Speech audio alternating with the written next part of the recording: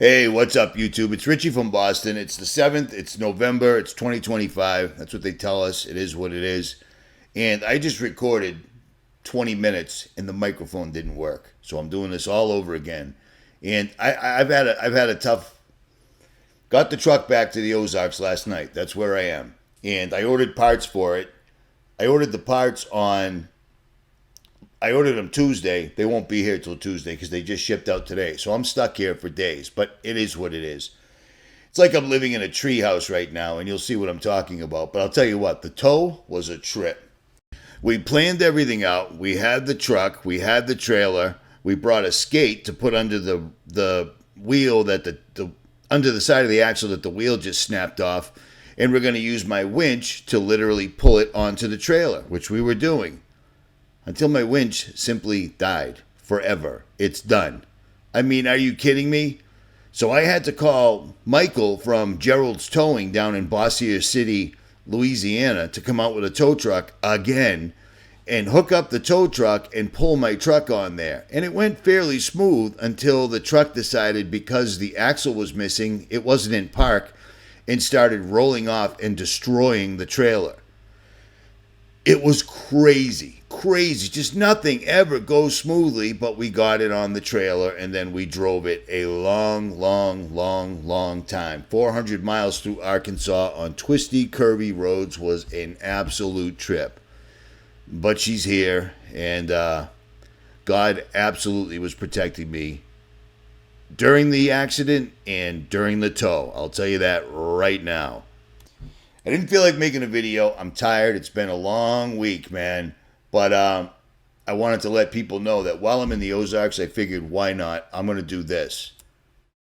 Sunday morning, 2 days from now, on the 9th, at 3220 Rhonda Drive, West Plains, Missouri, 65775, from 11 a.m.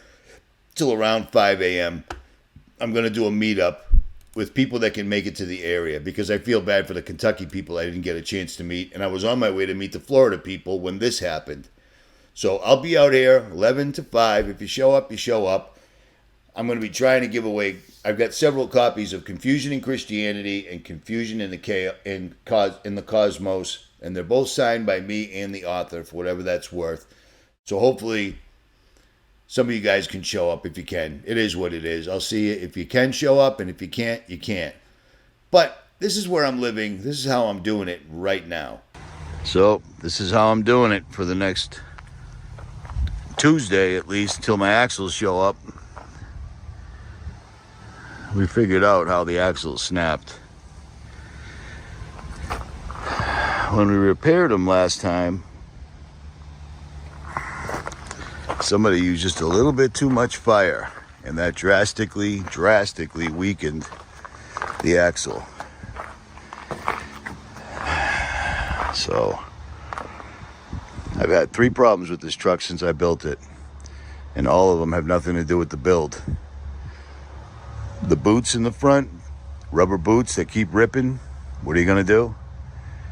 Dual transfer case leaking because of a bad installation. Took a while, but we got it. Dana 60 completely failed in March. Rebuilt it, and during the rebuild, somebody used way too much heat on the axle and snapped it. Could have been worse. I ain't complaining, but man, this is getting expensive as hell. Okay, so over here we're at we're on my Twitter page, okay, my X page, and I've been on here since 2010, almost 36,000 followers, but I don't really push it very much. But I'm also shadow banned. 36,000 followers, and I get 600 views for something that's been up 20 hours. But let me tell you something. 15 minutes later, if you're on X, repost this and send it to Elon Musk, because I've been posting these all day for the last 2 days. This was first thing in the morning in Louisiana. I said, at Elon Musk, so you're going to start blocking the sun? What the actual F do you think this is? For 2 decades, they've been geoengineering, not seeding. Blocking the sun, you're evil and a traitorous, spell check. repost this because he needs to see this. Because I like to, if we put enough pressure on him, he has to answer. You know what I mean? 15 minutes later, and they are just killing it. And we're looking at several different compounds here: barium, strontium, aluminum, black ash, whatever this dude just sprayed and then stopped spraying, as you can see, because he sprayed for a long time and then just stopped. Yeah, government shutdown doesn't mean shit. And our government can't do anything. You heard Kennedy. It's DARPA. Nothing we can do. DARPA, it's their own government.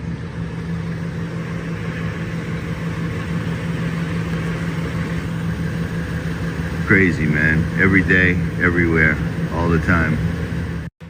And I gotta say, I am so glad that some of you people have taken my advice and gone to the gold company and had them get your IRA or your 401ks out of the bank and turn it into actual gold or silver. Not only did your money just double in value with actual physical wealth, they can't get your money from you. And it makes me feel better because at least I know I'm not yelling into a void and people are just ignoring me, because people do see what I'm seeing. People do understand what I'm saying, and people are preparing for whatever may come, because it's getting ugly when actual mainstream financial channels are telling you that the biggest bank run in history is coming. Prepare now. They're not joking around. They're seeing it. They're not awake. They don't understand the circumstances or the reasoning behind it. They don't get that this is all by design. They're going to destroy the economic system and then build it back where everybody starts out on an even playing field except for the scumbags in charge. And then social credit system, period. Straight, easy, nothing to see here, keep it going. And if you plan on not signing up for that, which I'm not, I refuse to, because my social credit system, the fact that you even know who I am, so isn't yours. Our social credit scores are junk. We can't live here. So we're going to have to figure out how to live on our own. And hopefully, over the last 10, 15, 20 years, you've been making a plan and you've been building a network. I went state to state to state. I say that all the time because it took forever to meet up with people so they could actually meet their neighbors in the same state that they lived in that they wouldn't have met otherwise.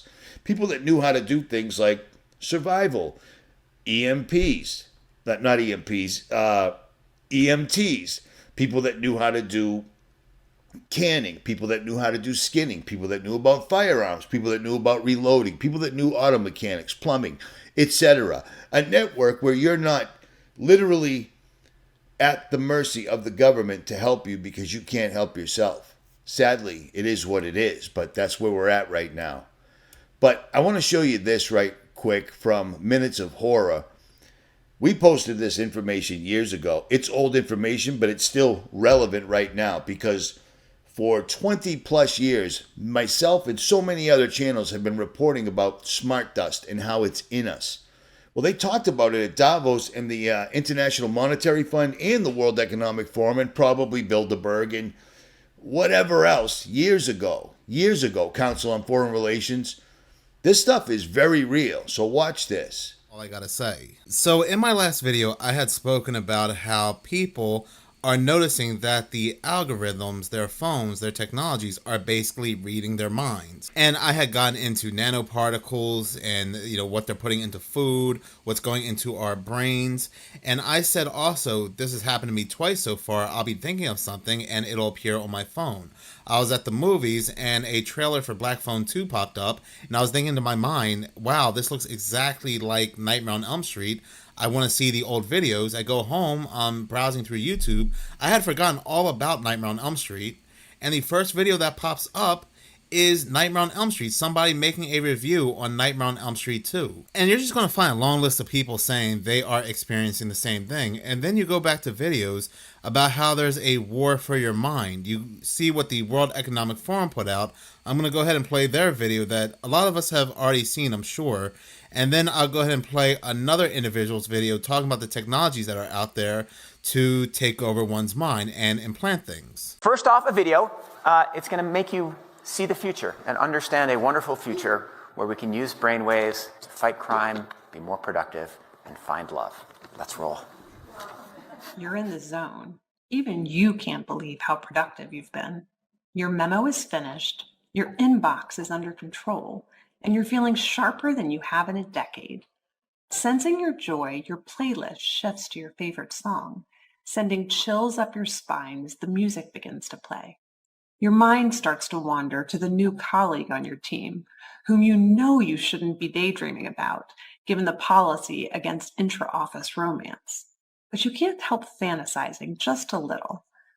But then you start to worry that your boss will notice your amorous feelings when she checks your brain activity and shift your attention back to the present.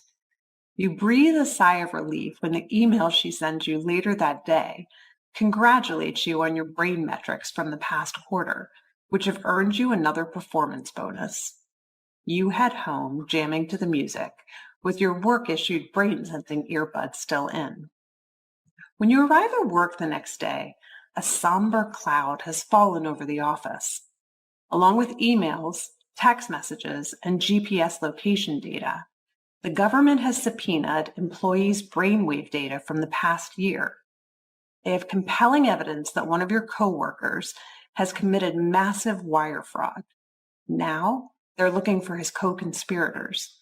You discover they are looking for synchronized brain activity between your coworker and the people he has been working with. While you know you're innocent of any crime, you've been secretly working with him on a new startup venture. Shaking, you remove your earbuds.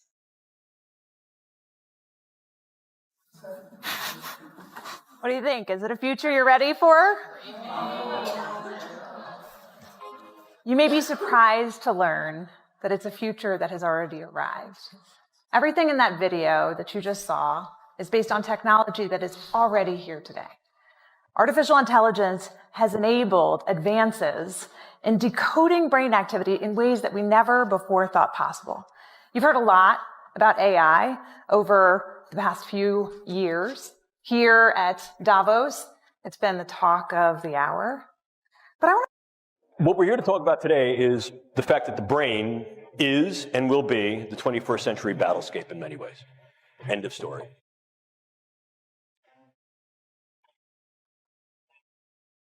You will encounter some form of neurocognitive science that has been weaponized not only in your military career, but in your personal and professional lives. It is valid, valuable, and already in operational play. The brain is the current and future battle space. What's new about this is the in-close nature of this. Increasingly, we're not seeing these things as weapons of mass destruction against gross aspects of the population. More specifically, perhaps, might be targeting individuals on a level that allows either direct attribution or covert engagement with non-attribution. If we talk about what brain science is, let me just give you a little bit of brief background on this field that is now called neuroscience. As a titular field, as a named field, neuroscience has only been in existence for 40 years. I know that because I've been a neuroscientist for about 38 of those 40 years.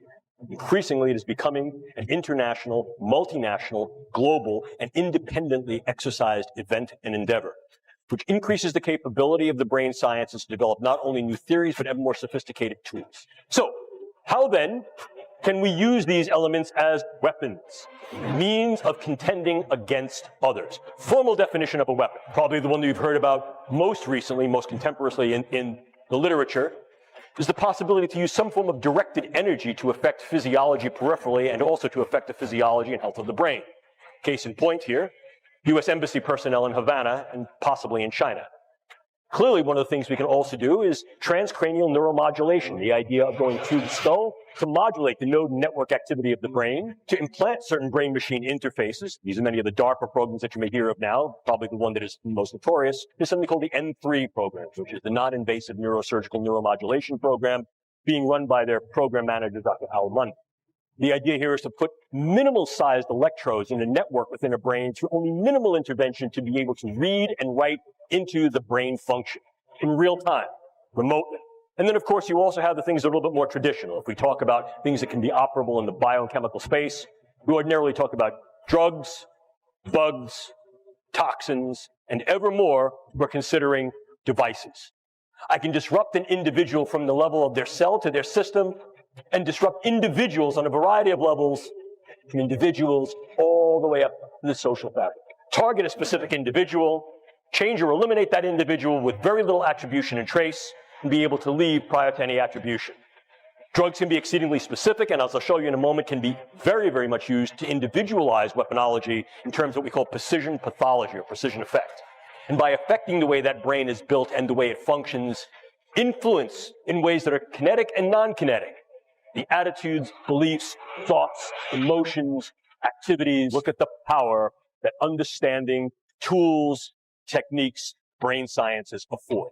We also see the use of biodata as a viable weapon, manipulating biodata so that I can then put into your particular medical records subtle information that may change the disposition of whether you're sick or not, change how you're treated, influence the postures that go to you in terms of insurance, care, viability for military service. By altering that information, by changing those data, by purloining those data, I essentially change the you of you. And I can do that in very subtle and insidious ways. Furthermore, I can do that on a variety of different levels that can affect key individuals so that, in fact, your medical record changes to thereby render you incapable or at least invalid to be able to serve in a way you're serving. Or I can do that on a much larger scale, groups, populations. And if I change those data, I change the way you're being regarded and treated. And I can do that in one of two ways. I can do it in such a way that you're going to be regarded in a negative sense, or I can do that in such a way that I'm going to treat you incorrectly. If I say, for example, you have a particular allergy or you have a particular disorder, you will be treated for that. And that could then harm your health and your stability in both a short wars approach as well as a long wars approach. One of the newest developments is that nanoparticulate matter can be stabilized for distribution. You're not aware of what nanoparticulate matter is. It's that matter which exists on a scale of 1 × 10⁻⁹. Very, very small. Smaller than a cell. And we can manufacture materials that have discrete properties that can be controlled by virtue of bioengineering and physical chemistry. I can create small robotic units, controllable robotic units at the nanoscale, and that these two can be aerosolized to create a nanoswarm of biopenetrable materials that you cannot see, that can penetrate all but the most robust biochemical filters, that are able to integrate themselves through a variety of membranes, mucous membranes, and wherever, mouth, nose, ears, eyes, can be then uptaken into the vascular system to create clumping, can affect the vascular system of the brain, or can directly diffuse into the brain space, and these can be weaponized. And they can be done in such a level that their presence is almost impossible to detect, and as such, the attribution becomes exceedingly difficult to demonstrate. We've come to the precarious position of opening the proverbial can of worms of if, how, in what ways, to what extent, and when these techniques and technologies will be used in weaponized intelligence and national security agenda. Are civilian ethics even viable anymore? And if we engage military ethics, what military ethical principles will we engage? So these people, this is years ago, we're talking about how they're weaponizing the smart dust that's in people's minds, and they can completely and utterly change how people think, things of that effect. That's what we're talking about, man. This stuff, even if you never got the mRNA vaccines, if you didn't do the vaccines, even if you stay away from GMO food, you don't drink soda, you don't drink alcohol, etc., like I don't, we're still breathing it in, which is what I've been complaining about since the day I made my first YouTube video. Whatever they're spraying in the skies, we're absorbing it, and so isn't the soil, the trees, the animals, your children, your grandchildren, your wife, your daughter, your sister, etc. These guys were telling you and telling us then, and this was before NexRad and Doppler were figured out for what they exactly were. I mean, look at this. I just videotaped this morning after my buddy explained how he couldn't sleep last night. He was anxious, he was nervous, he couldn't sleep, he didn't know why. He woke up, he looked out, and he actually took a picture. The sky was a complete cymatics. You know what I mean? It was complete cymatics. And I looked out the door of the shop, and I looked up, and there it was again, just like this. This is what the sky looks like when you apply frequencies to heavy metal, barium, strontium, aluminum. These frequencies are transmitted through Doppler and NexRad radar stations. And these can do many, many things. Many, many things. But when they say they're going to start testing blocking the sun, they've been doing it for 2 decades. The reason you're hearing my voice is because they've been doing it for 2 decades. This isn't new. This is weather warfare. And the weather traditionally can literally wipe mankind off the face of the earth, just like the Great Flood. And that's why they've weaponized it. Let that sink in. Seriously. So when I got picked up yesterday and brought from Louisiana up to the Ozarks, you know, they were talking about current events and things of that nature. And apparently everybody up here is very upset about no one knows about the monkeys that escaped. But, oh, yeah, actually they did. They did. I shouldn't say that. They were all talking about the grandmother that shot one, allegedly. But everyone's talking about the UPS airplane crash. And the funny thing about this is the numerology and everything tied to this, it was done on purpose. And we knew that, man. We knew that. That list of events from 2025, how many airplanes just came straight out of the sky like rockets, landed upside down, got hit by military helicopters? They don't want you flying. And, you know, soon enough with your digital ID and your social credit score, it's either eat for a year or fly one place or something. You see what I'm saying? This is what they're doing. This is it. But moving on, here's a very interesting quote-unquote coincidence, and you all know how I feel about coincidences. So I have been meaning to talk about this plane crash that happened at the Louisville Muhammad Ali International Airport involving a UPS plane. And as I was gathering information to talk about the topic, I ran across this video. Now, this happened 2 weeks prior to this horrific plane crash, where the Louisville airport simulated an emergency situation, including a full-scale plane crash. Muhammad Ali International Airport hosted a full-scale aircraft emergency training exercise earlier today, simulating how emergency crews would respond to a plane crash on the runway. The goal is to improve security and safety measures so crews are better prepared in case disaster strikes. DeAndrea Turner shows us how emergency crews were put to the test today. Broken bones and even death is being simulated here at SGF, and it's all part of a planned drill. Crews are testing just how well they respond if an emergency like this ever happens. We have a requirement through FAA that we have to do this every 3 years. Flames, smoke, and sirens. It's all part of a full-scale emergency exercise at Louisville Muhammad Ali International Airport.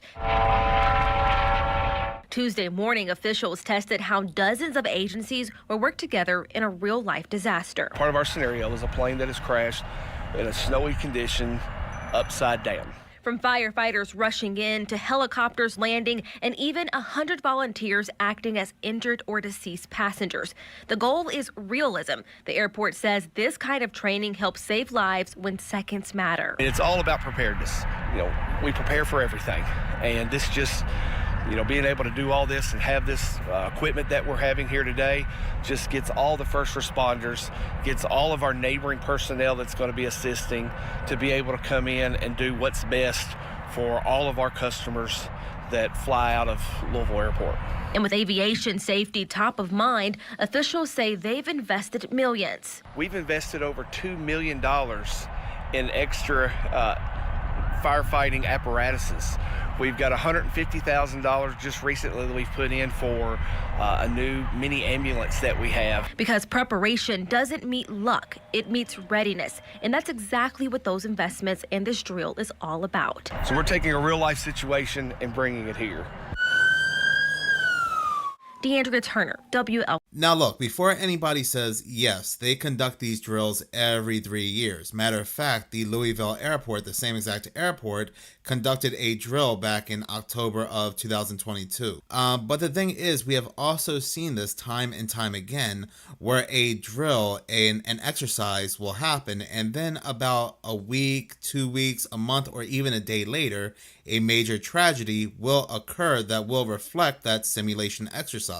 One of the biggest ones, of course, was the emergency exercise of hijacked planes just right before 9/11. Matter of fact, NORAD was actually conducting this exercise on the morning of 9/11 just right before it happened. And of course, the Event 201, where Bill Gates, the World Economic Forum, met at the Johns Hopkins Hospital to simulate and exercise a pandemic breakout just 1 month prior to the C-19. And these are just a couple of examples. It was happening so often that news and media had to release articles like this one right here that was back in 2013, but it was happening a lot, and it's titled Terror Attacks and Drills, Coincidence or Conspiracies. This person talks about how they were driving around their city and they saw all these armed guards and soldiers blocking off the road, and they found out it was just a simulation, but it made them nervous because of how many times these simulations had directly led to an actual event. And again, it happens a lot, and it still does. And like I said, yes, this plane crash and the simulation could have just been a coincidence, but history has shown there's a lot of bizarre coincidences. But not just that, there are some very interesting coincidences as well. Again, quote unquote coincidences between 9/11 and this Louisville, Kentucky plane crash. Now, I saw a great video from the Maverick Approach that pretty much breaks this down, breaks down all the weird coincidences.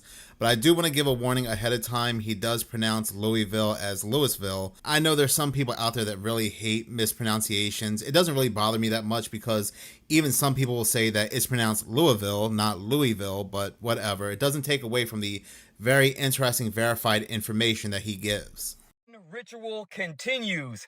Let's get into it. Now, a multitude of things happened over the past couple days, starting with the death of the former Vice President Dick Cheney, who died on November 3rd, who was Vice President at the time of 9/11. Then we have the first Muslim mayor of New York City, Mamdani, winning the election. Then we have a plane crash, which was a UPS carrier that went down in Louisville, in which was flight 2976. Now, can anybody tell me how many victims, excluding the hijackers, died in 9/11?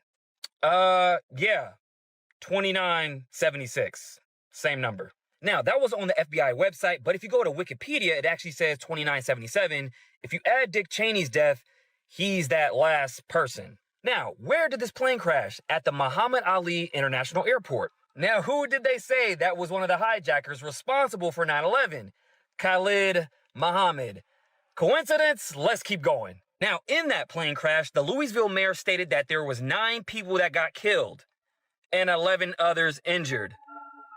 What? And this thing just keeps going because the type of plane it was decommissioned from the passenger service on October 26, 2014, in which from the time it went down, 9 days, 11 years. Now, going back to Mamdani, he was born October 18th, 1991. From that time to when Trump got inaugurated in office this year, it was 33 years, 3 months, and 3 days. You mean to tell me that the tower stood 33 years before they fell? And let's not forget that Trump is from New York. Not to mention that UPS plane only reached 175 feet before crashing, right? You guys, that's the same flight number as the second plane in 9/11. How? And the cherry on top, they said that second plane had a 33% load factor. Got it. If you guys don't think that we live in a matrix by now, I can't help you. This Sunday from 11 to around 5 o'clock. If you can make it, I'll be at 3220 Rhonda Drive, West Plains, Missouri, 65775. That is the 9th of November, 2025. So if you want to meet up and maybe score a copy of Confusion in Christianity or Confusion in the Cosmos, signed by me and the author, I'll be here no matter what. But don't show up early and don't show up late and don't show up on any other date. You see how that rhymed? Because I won't be psyched. I won't be happy. And that's all there is to it. At any rate, Richie from Boston. And I'm out.